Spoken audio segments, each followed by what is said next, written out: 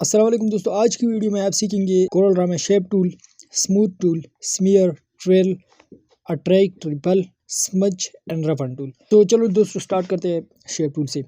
जो shape tool है ये कोरल ड्रा में बहुत ही इंपॉर्टेंट रोल अदा करता है और कोरल ड्रा में किसी भी डिज़ाइन बनाने के लिए ये काम आता है। तो मेरे पास ये 3 शेप्स मैंने ड्रा किए हुए हैं, जैसे कि आप देख सकते हैं। एक है रेक्टेंगल या स्क्वायर आप कह सकते हैं, एक है सर्कल या एलिप्स एंड एक मेरे पास पॉलीगॉन है और एक स्टार है। तो इन सब पे मैं ये अलग अलग अप्लाई करके आपको दिखाता हूँ कि ये क्या क्या काम करता है। तो ये हर शेप के साथ अलग काम करता है, हर शेप को अलग तरीके से मॉडिफाई करता है। ये इसका नाम वैसे भी शेप टूल है, तो ये शेप से ही काम रखता है। जैसे कि एक शेप से कोई दूसरा शेप बनाना है तो हम शेप टूल के ज़रिए बना सकते हैं। तो फर्स्ट ऑफ ऑल मैं यहाँ से इसी टूल से स्टार्ट ले रहा हूँ। मैं इसमें कोई कलर फिल कर देता हूँ जल्दी से, और फिर मैं यहाँ से शेप टूल ले रहा हूँ। मैंने जब शेप टूल लिया तो आप देख रहे होंगे कि यहाँ पे आपको अब इसके कॉर्नर्स पे कुछ अलग से डॉट्स नज़र आ रही है। अब ये डॉट्स जो है इसका क्या काम है कि आप जब शेप टूल लेंगे और इसी एक ही डॉट को, किसी भी डॉट को पकड़ के अंदर की तरफ खींचेंगे तो ये क्या होगा, आपका जो शेप है ये राउंड, इसकी जो कॉर्नर्स है ये राउंड हो जाएंगे। ठीक है, ये असल में राउंडनेस के लिए इस्तेमाल होते हैं कि आप राउंड कर सकते हैं। तीसरा इसकी जो राउंडनेस है ये इतना तक आ सकते हैं, बिल्कुल सर्कल इसी भी बना सकते हैं, और अगर कोई राउंडेड रेक्टेंगल बनाना चाहते हैं तो इस तरह कर सकते हैं। इस तरह इसका जब आप ये टूल लेते हैं तो आपके पास ये 3 ऑप्शंस आते हैं। एक ये वाला ऑप्शन है जो कि राउंड कॉर्नर्स है, एक ये वाला ऑप्शन है स्कैल्प्ड कॉर्नर्स है, और तीसरा ये वाला है जो कि है चैम्पर्ड कॉर्नर। स्कैल्प्ड कॉर्नर जो है ये असल में जब आप ये लेते हैं और इसको अंदर की तरफ खींचते हैं तो ये कुछ इस तरह का रिजल्ट आपको देगा। यानी ये जो कॉर्नर्स है ये राउंड नहीं होंगे, ये कोई इस तरह का रिजल्ट देगा जो कि आप देख रहे हैं यहाँ पे अंदर की तरफ राउंड हो जाएंगे। ठीक है, इस तरह ये तीसरा वाला जो है ये चैम्पर्ड, इस पे अगर अप्लाई करेंगे और यहाँ पे शेप टूल लेके आप इसे शेप टूल के ज़रिए इसे यूज़ करेंगे, यानी अंदर की तरफ खींचेंगे तो ये कुछ इस तरह का आपको रिज़ल्ट देगा, जैसे कि आप देख सकते हैं। तो इन तीनों में यही फ़र्क है, एक जो है बिल्कुल राउंड आपके जो कॉर्नर्स होते हैं वो राउंड करते हैं, दूसरा जो है वो अंदर की तरफ राउंड करते हैं, तीसरा जो है राउंड नहीं करते लेकिन बिल्कुल स्ट्रेट काटते हैं, जैसे कि ये जगह आपने कॉर्नर से काटा हुआ लगेगा। ठीक है, तो ये 3 प्रॉपर्टीज़ यहाँ पे आते हैं आपके रेक्टेंगल के साथ, और ये आप शेप टूल के ज़रिए कर सकते हैं। इस तरह इसके साथ एक और मैंने ड्रा किया हुआ है, एक एलिप्स है। तो अब एलिप्स, जब आप एलिप्स पे आते हैं तो एलिप्स के साथ यहाँ पे 3 ऑप्शन आपको नज़र आ रहे होंगे। एक है आर्क, इसमें क्या होगा कि एक सिंपल आर्क आपको नज़र आ रहा होगा जो कि आउटलाइन होगा। एक है पाई, ये पाई चार्ट जैसा होता है जिसमें ये ऑप्शन होता है। अभी इसके ज़रिए आप और मॉडिफाई कर सकते हैं। अगर ये इस तरह इस तरफ खींचेंगे तो ये इस तरह बन जाएगा। ये मैं यहाँ पे लेकर आ रहा हूँ तो ये इस तरह बन जाता है। तो ये आप मॉडिफाई कर सकते हैं, आप पे डिपेंडेंट है कि कैसे आप किसी एक शेप से दूसरा शेप बना लेते हैं। इस तरह ये मेरे पास एक पॉलीगॉन है, तो पॉलीगॉन में मैं जल्दी से ये शेप टूल ट्राई कर देता हूँ। पॉलीगॉन में ये जो नोड्स होते हैं ना, किसी भी नोड को आप पकड़ के अंदर की तरफ अगर खींचेंगे तो ये स्टार में कन्वर्ट हो जाएगा।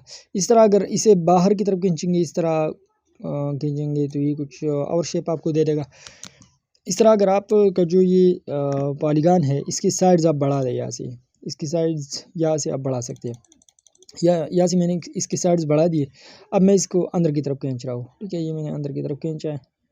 ठीक है, और अब मैं अगर इसे इस तरह रोटेट करके यहाँ पे लेकर और बाहर की तरफ खींचूँ इस तरह, तो ये कोई और शेप आपको दे देगा। जैसे कि इसमें मैं कोई कलर फिल कर दे रहा हूँ। अच्छा जी, यहाँ से किसी एक नोट को पकड़ के अंदर की तरफ खींचे, फिर इसी तरह इसको रोटेट करें, और रोटेट करने के बाद आप इसे इस तरह बाहर की तरफ खींचें और फिर छोड़िए, तो फिर आपको कुछ इस तरह का शेप देगा। ये इसकी आउटलाइन जो है ये मैं नन कर देता हूँ, तो अब आपको नज़र आ रहा होगा कुछ इस तरह का शेप ये आप बना सकते हैं पॉलीगॉन के साइड्स को बढ़ा के। इस तरह ये जो स्टार आपको नज़र आ रहा है, स्टार पे भी अगर शेप टूल हम चला लें तो ये अगर हम इसके साइड्स को बाहर की तरफ लेकर जाए इसके नोड्स को, तो ये स्टार का जो नोड्स है ये शार्प नहीं होंगी, इसकी जो साइड्स है अगर अंदर की तरफ खींचेंगे तो इसके जो साइड्स आपको नज़र आ रही है ज़्यादा शार्प होंगी। पर तो इस पे ये यही काम करता है। अब हम चलते हैं टेक्स्ट पे कि टेक्स्ट पे ये क्या काम करता है। तो ये मेरे पास कुछ टेक्स्ट है, जैसे कि आप देख सकते हैं। इस पे मैं जल्दी से ये अप्लाई कर देता हूँ। यहाँ पे शेप टूल लेके जब आप शेप टूल लेंगे तो आपके पास कुछ इस तरह का यहाँ पे डॉटेड नज़र आ रहे होंगे हर अल्फ़ाबेट के नीचे, और इस तरह जो भी टेक्स्ट है इसके एंड और स्टार्ट पॉइंट पे आपको कुछ इस तरह का कंट्रोलर नज़र आएगा। ये जो एंड पे आपको जो ये कंट्रोलर नज़र आ रहा है, इसको अगर आप पकड़ के बाहर की तरफ खींचेंगे तो ये जो कैरेक्टर्स है इनके दरमियान जो स्पेस है ये बढ़ जाता है इसके ज़रिए। इस तरह अगर ये आप शिफ्ट के साथ करेंगे तो फिर क्या होगा कि इसके जो वर्ड्स है, वर्ड्स के दरमियान स्पेस ज़्यादा हो जाएगा। जैसे कि आप देख सकते हैं वर्ड्स के दरमियान स्पेस बढ़ाना चाहते हैं तो शिफ्ट प्रेस करना है। अगर वर्ड्स नहीं, सिर्फ आप चाहते हैं कि ये आपके सारे कैरेक्टर्स के दरमियान स्पेस बढ़ जाए तो फिर आपने शिफ्ट के बगैर इसे पकड़ के बाहर की तरफ खींचना है, तो ये क्या होगा, इसके दरमियान जो स्पेस है ये बढ़ जाता है इसके ज़रिए। इस तरह ये जो नीचे आपको ये नोड्स नज़र आ रहे हैं, ये अगर पकड़ेंगे तो ये एक ही, इसके ज़रिए आप एक ही जो कैरेक्टर है वो मॉडिफाई कर सकते हैं, ऊपर की तरफ लेके जा सकते हैं, नीचे की तरफ लेकर आ सकते हैं। इस तरह एडिट कर सकते हैं, जहाँ पे भी आपने लेकर जाना वहाँ पे लेकर जा सकते हैं। इस तरह इसका कलर भी चेंज कर सकते हैं, एक ही कैरेक्टर को सेलेक्ट करके इसे ऊपर नीचे भी कर सकते हो, इसका कलर भी आप यहाँ से चेंज कर सकते हैं। तो ये शेप टूल जो है ये आपके कैरेक्टर पे भी काम करता है, आपके टेक्स्ट पे भी काम करता है। अपने टेक्स्ट को अगर आपने मॉडिफाई करना है तो भी आप शेप टूल के ज़रिए कर सकते हैं। इसके बहुत सारे काम है। इस तरह एक और काम इसका ये है कि ये नोड्स पे बहुत अच्छे से काम करता है। फॉर एग्जांपल ये मेरे पास एक शेप है और इसमें अब नोड में कैसे एडिट कर सकता हूँ, जब मैं इसी की नोड्स को करूँगा कन्वर्ट टू कर्व। ये जो नोड्स है ये फर्स्ट मैं कन्वर्ट टू कर्व करूँगा, तो यहाँ से इस पे क्लिक करने से ये कन्वर्ट टू कर्व हो जाएगा। ये अब कर्व में कन्वर्ट हो चुका है। अब शेप टूल लेके किसी भी कॉर्नर को आप पकड़ के बाहर की तरफ खींच सकते हैं, अंदर की तरफ खींच सकते हैं। ये अगर आपने कन्वर्ट टू कर्व नहीं किया हुआ है तो आप ये नहीं कर सकते। ये जब आप कन्वर्ट टू कर्व करेंगे तो तब ये सब काम हम कर सकते हैं इसके साथ। इस तरह अगर किसी एक जगह पे आपने नोड ऐड करना है तो वहाँ पे जाके डबल क्लिक करना है तो वहाँ पे नोड ऐड हो जाएगा। जैसे कि यहाँ पे मैं डबल क्लिक कर रहा हूँ तो यहाँ पे एक नोड ऐड हो चुका है, जैसे कि आप देख सकते हैं। इस तरह अगर कोई नोड यहाँ पे फॉर एग्जांपल एक नोड है, ये एक मैं जल्दी से एक नोड यहाँ पे ऐड कर देता हूँ। ये एक नोड है। अब मैं इस नोड को डिलीट करना चाहता हूँ तो मैं क्या करूँगा, इस पर डबल क्लिक करूँगा, ये डिलीट हो जाएगा। जब भी आपने नोड ऐड करना है डबल क्लिक करना है तो वहाँ पे नोड ऐड हो जाएगा। और अगर आपने नोड डिलीट करना है तो आपने वहाँ पे डबल क्लिक करके वो नोड इसी तरीके से डिलीट कर सकते हैं। बहुत सिंपल है। इस तरह अगर मैं इसी जगह को, ये जो साइड आपको नज़र आ रहा है ना, इसको मैं कर्व लाइन में कन्वर्ट करना चाहता हूँ तो मैं क्या करूँगा, इसे सेलेक्ट करूँगा और यहाँ से ये जो आपको नज़र आ रहा है कन्वर्ट टू कर्व वाला ऑप्शन, इस पर क्लिक करूँगा तो ये अब कर्व में कन्वर्ट हो चुका है। अब मैं इसे इस तरह एडिट कर सकता हूँ। इसी लाइन को भी मैं कर्व में कन्वर्ट कर सकता हूँ, जैसे कि आप देख सकते हैं कर्व में ये कन्वर्ट हो चुका है। तो फिर आप ये एडिट कर सकते हैं, बहुत ही अच्छे अच्छे शेप्स आप इसके ज़रिए बना सकते हैं। तो ये रहा शेप टूल। अब हम आते हैं स्मूथ टूल पे। स्मूथ टूल जो है ये आपके जो कॉर्नर्स होते हैं ये कॉर्नर्स को स्मूथ बना लेते हैं। जैसे कि यहाँ से मैं इसकी ब्रश का साइज़ एडजस्ट कर सकता हूँ। फॉर एग्ज़ाम्पल ये मैंने यहाँ पे 20 किया, ये इतना हो गया। अब मैं इसी शेप को सेलेक्ट करके इसे अगर इस पर ये चला लूँ 3-4 बार तो क्या होगा कि ये जो इसका कॉर्नर है आप देख रहे हैं कि कॉर्नर अब स्मूथ हो रहा है।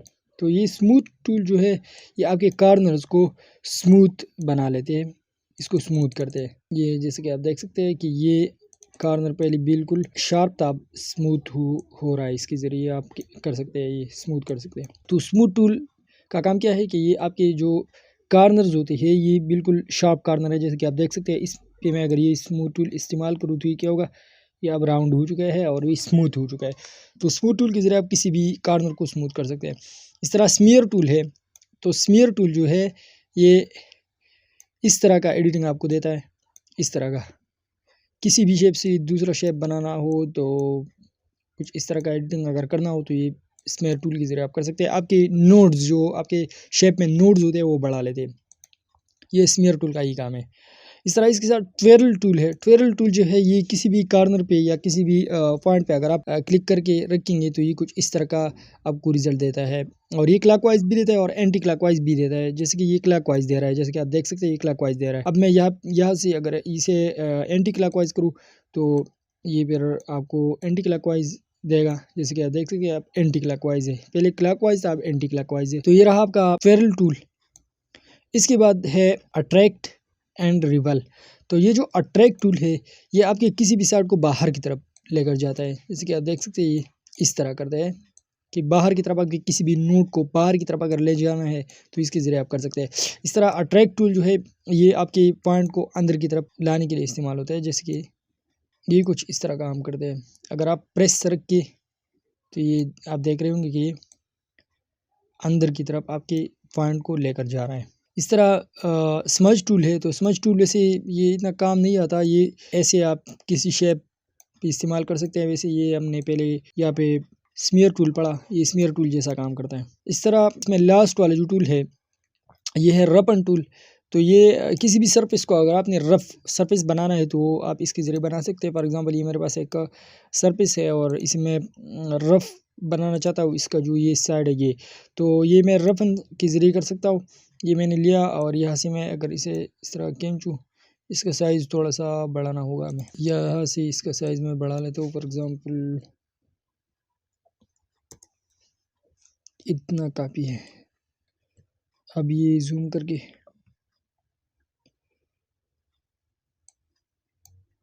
यहाँ पे मैं ये अब इस्तेमाल कर रहा हूँ, जैसे कि आप देख सकते हैं ये आपकी सरफेस को रफ़ कर देता है, इसके अब रफ़ हो चुका है। अब अगर आप इस सरफेस पे ये दोबारा खींचेंगे तो ये रैंडम करेगा फिर इसे, यानी रफनेस जो है वो रैंडम हो जाएगा।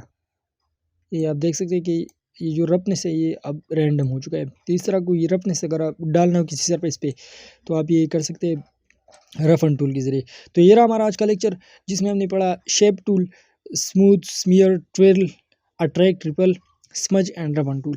तो ये जो बाकी टूल्स है ये इतने काम तो नहीं आते, मैंने आपको पढ़ा तो दिए, काम नहीं आती इतने। वैसे शेप टूल अगर आप अच्छी सी समझे और अच्छी सी इस पर काम करें तो ये आपके बहुत काम आ सकते हैं। बाकी जो टूल्स है ये आप अपनी तरीके से इस्तेमाल कर सकते हैं, वैसे डिज़ाइन में इतने काम नहीं आते। उम्मीद करता हूँ कि ये वीडियो आपको अच्छी लगी होगी। Thank you so much for watching this video.